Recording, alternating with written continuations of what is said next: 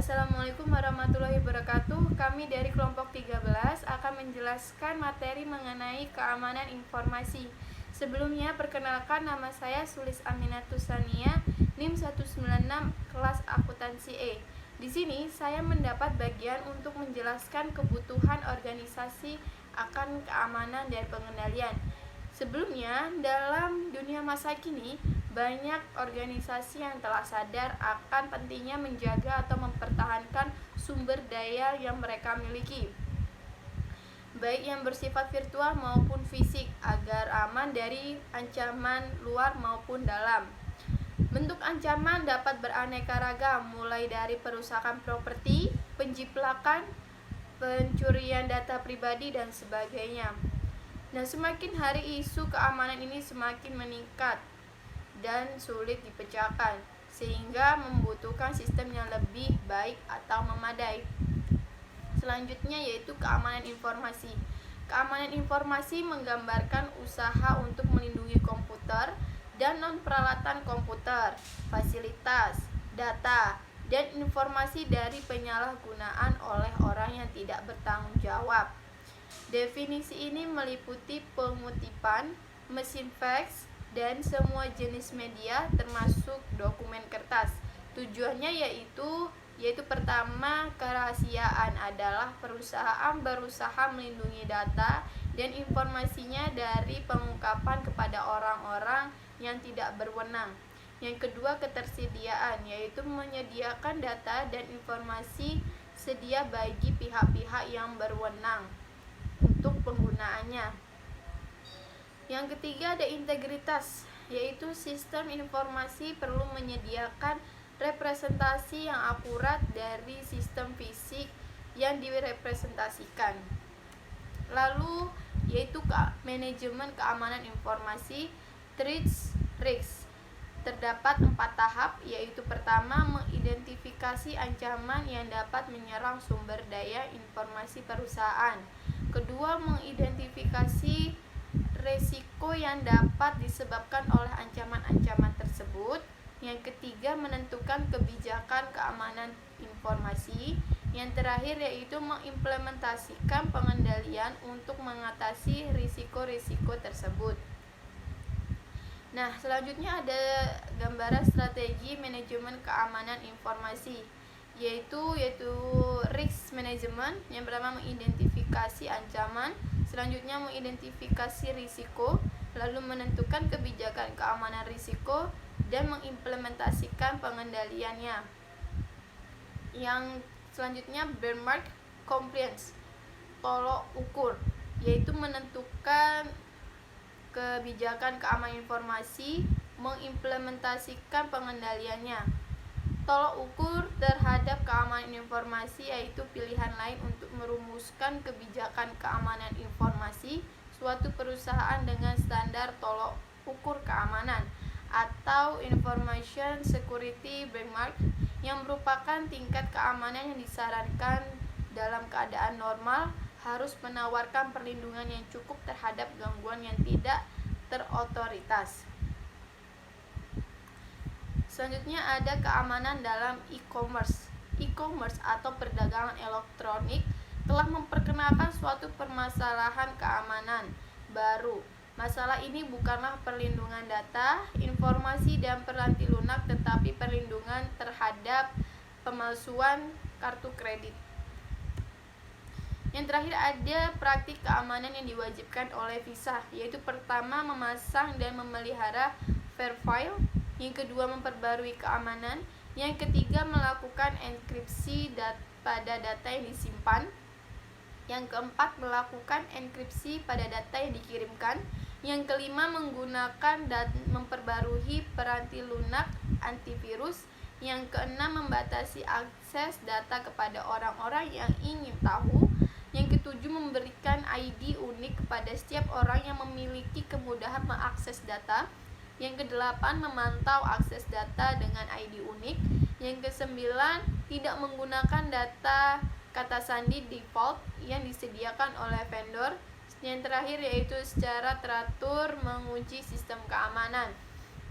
Sekian yang bisa saya jelaskan Mohon maaf bila ada salah-salah kata, dan selanjutnya akan disampaikan oleh penyaji berikutnya. Wassalamualaikum warahmatullahi wabarakatuh. Assalamualaikum warahmatullahi wabarakatuh. Perkenalkan, nama saya Siatul Lisani, NIM 217. Saya di sini akan menjelaskan mengenai yang pertama, cybercrime, yang kedua, manajemen resiko, yang ketiga, kebijakan keamanan informasi, dan yang keempat yaitu pengendalian. Yang pertama yaitu cybercrime. Cybercrime adalah bentuk kriminal dengan menggunakan internet dan komputer sebagai alat atau cara untuk melakukan tindakan kriminal. Masalah yang berkaitan dengan cybercrime ini misalnya hacking, pelanggaran hak cipta, dan juga termasuk pelanggaran terhadap privasi ketika informasi rahasia hilang atau dicuri. Yang kedua yaitu manajemen resiko. Pendefinisian resiko terdiri atas 4 langkah. Yang pertama yaitu identifikasi aset-aset bisnis yang harus dilindungi dari resiko. Yang kedua yaitu menyadari resikonya. Yang ketiga yaitu menentukan tingkatan dampak pada perusahaan jika resiko tersebut benar-benar terjadi, dan yang keempat yaitu menganalisis kelemahan tersebut. Lalu tingkat keparahan dampak dapat diklasifikasikan menjadi 3, yaitu dampak yang parah, signifikan, dan dampak yang minor. Lalu yang ketiga yaitu kebijakan keamanan informasi. Dengan mengabaikan bahwa apakah perusahaan mengikuti strategi manajemen risiko atau kepatuhan terhadap tolak ukur maupun tidak, suatu kebijakan keamanan harus diterapkan untuk mengarahkan keseluruhan program. Perusahaan dapat menerapkan kebijakan keamanannya dengan mengikuti pendekatan yang bertahap. Lalu yang ketiga yaitu kebijakan keamanan informasi. 5 fase implementasi kebijakan keamanan. Fase pertama yaitu inisiasi proyek. Tim yang menyusun kebijakan keamanan dibentuk. Yang kedua yaitu fase 2, penyusunan kebijakan. Tim proyek berkonsultasi dengan semua pihak yang berminat dan terpengaruh oleh proyek ini untuk menentukan kebutuhan kebijakan baru tersebut. Yang ketiga itu fase 3, konsultasi dan persetujuan. Tim proyek berkonsultasi dengan manajemen untuk memberitahukan semuanya sampai saat itu, serta untuk mendapatkan pandangan mengenai berbagai persyaratan kebijakan. Yang keempat yaitu fase 4, kesadaran dan edukasi. Program pelatihan kesadaran dan edukasi kebijakan dilaksanakan dalam unit-unit organisasi. Yang terakhir yaitu fase 5, penyebarluasan kebijakan. Kebijakan keamanan disebarluaskan. Lalu kebijakan terpisah dikembangkan untuk yang pertama keamanan sistem informasi, yang kedua pengendalian akses sistem, yang ketiga keamanan personel, yang keempat keamanan lingkungan dan fisik, yang kelima keamanan komunikasi data, yang keenam klarifikasi informasi, yang ketujuh perencanaan kelangsungan usaha, dan yang terakhir ke-8 akuntabilitas manajemen. Lalu pada slide selanjutnya dapat kita lihat yaitu figur penyusunan kebijakan keamanan. Seperti yang kita lihat, fase pertama itu terdapat inisiasi proyek yang menetapkan tim proyek dan komite kepengawasan proyek keamanan. Lalu fase kedua ada penyusunan kebijakan yaitu melalui tahap konsultasi bersama pihak-pihak yang berminat dan terpengaruh. Lalu fase ketiga konsultasi dan persetujuan yaitu melalui konsultasi bersama manajemen. Dan yang fase keempat yaitu kesadaran dan pendidikan, pelatihan kesadaran dan edukasi kebijakan kepada unit organisasi. Dan yang terakhir fase kelima yaitu penyebarluasan kebijakan melalui kebijakan keamanan yaitu unit organisasi. Lalu keempat yaitu pengendalian yang terakhir.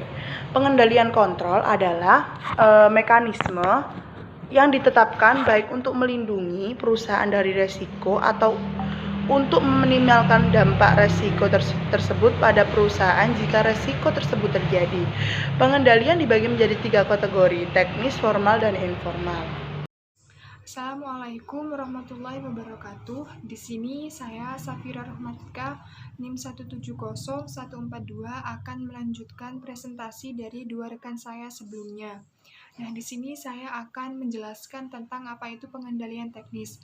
Pengendalian teknis atau technical control ini merupakan pengendalian yang menjadi satu di dalam sistem yang disusun atau yang dibuat oleh para penyusun sistem selama masa siklus penyusunan sistem.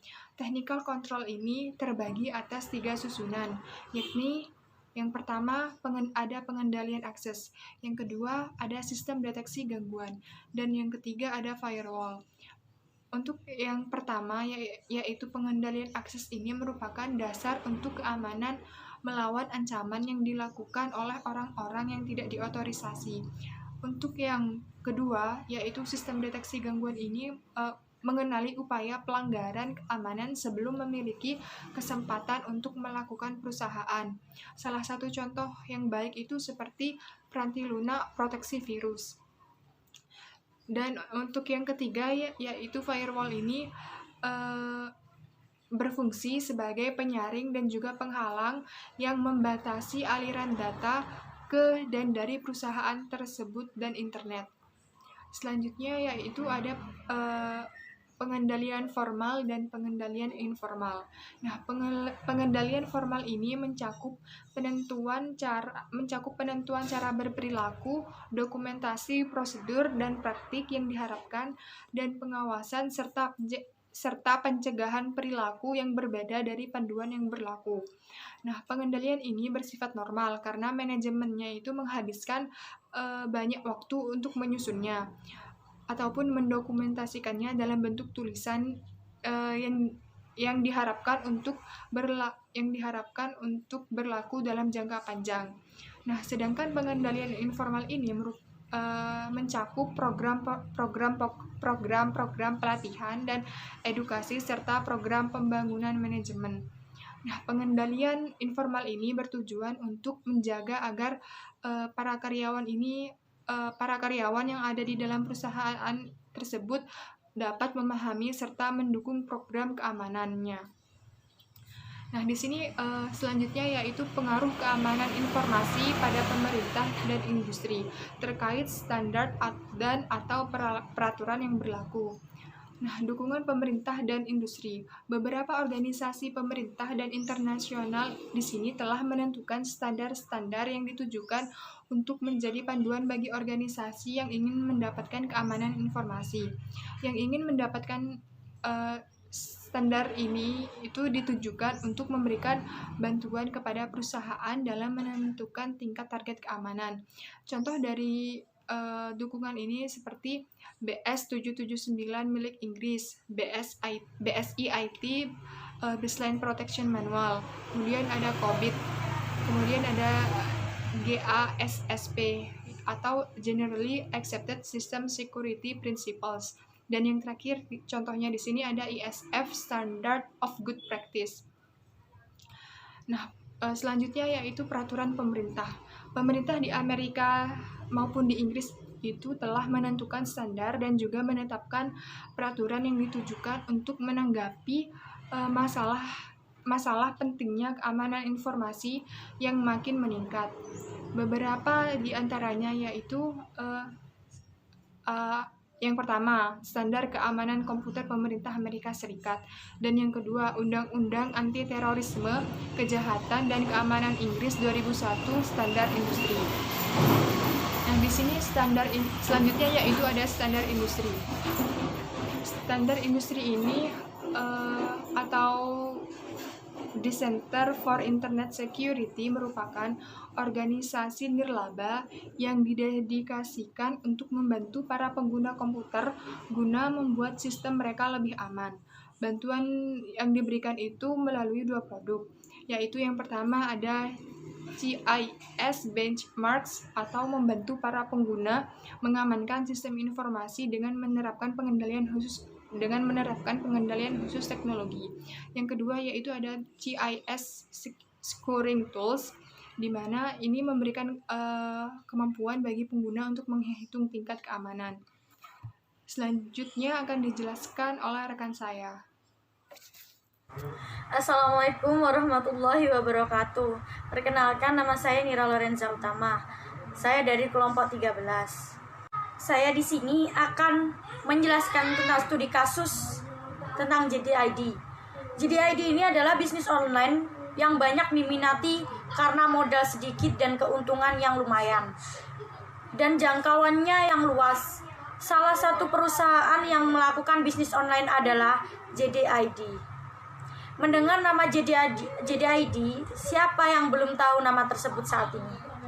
Terlihat sekilas JDID layaknya seperti toko-toko online yang lain, tetapi Jika ditelusuri lebih dalam, JDID lebih memfokuskan dengan menjaga keaslian produk di platform e-commerce mereka. #dijamin ori. Selanjutnya, JDID ini menjalankan dua model bisnis yang berbeda. Sebagian besar produk yang mereka jual, sekitar 90%, merupakan produk yang mereka miliki sendiri. Sisanya merupakan produk yang dimiliki oleh para merchant yang bekerja sama dengan mereka. Konsep ini serupa dengan yang dijalankan oleh Lazada. Namun di sisi lain, model bisnis tersebut membuat jumlah produk yang mereka miliki cenderung lebih sedikit dibanding marketplace seperti Tokopedia atau Shopee. Sejak awal September 2017, JDID pun meluncurkan kampanye yang bertajuk dengan #dijamin ori. Hal ini berbeda dengan e-commerce lain yang cenderung menonjolkan potongan harga atau potongan ongkos kirim. JDID mengklaim akan menjamin data personal pengguna yang bertransaksi di toko fisik. Toko fisik JDID yang terintegrasi dengan aplikasi dalam ponsel memicu kekhawatiran soal keamanan data pribadi yang digunakan saat bertransaksi. Kekhawatiran ini muncul jika ada penyalahgunaan data saat ponsel hilang atau diambil orang lain. Demi menjamin keamanan data pengguna, saat berbelanja Head of Mekanisir JDID, Santoso Kartono, mengklaim pihaknya menjamin keamanan data pengguna saat berbelanja melalui pemindaian barcode dari ponsel. Sistemnya adalah mendeteksi wajah pengguna, jadi tidak bisa dipakai ketika yang dipindai adalah wajah orang lain, bukan wajah pengguna aslinya. Data pribadi yang meliputi nama, alamat, nomor ponsel, dan nomor rekening atau nomor kartu kredit akan dijamin keamanannya oleh anak perusahaan JD.com tersebut. Untuk berbelanja di toko fisik, pengguna harus menghubungkan akun JDID dengan kartu kredit yang akan digunakan untuk membayar belanja di toko JDID X. Setelah hal itu dilakukan, pengguna bisa langsung memilih barang belanjaan dan menyelesaikan transaksi dengan cara memindai barcode yang ada di aplikasi JDID. Semuanya kita lindungi dalam sistem yang sangat ketat, dan kita harus pastikan data ini tidak boleh bocor. Selanjutnya, untuk saat ini seluruh transaksi yang dilakukan di toko fisik masih sebatas pembayaran menggunakan kartu kredit. Head of Corporate Communication and Public Affairs JDID, dalam waktu dekat pengguna bisa melakukan transaksi di toko fisik dengan sejumlah metode pembayaran non-tunai lain, bukan hanya sebatas kartu kredit aja, misalnya e-money atau ClickPay atau cara non-tunai lainnya. Untuk konsep semacam e-wallet masih akan dipertimbangkan oleh pihak JDID. Terima kasih. Wassalamualaikum warahmatullahi wabarakatuh.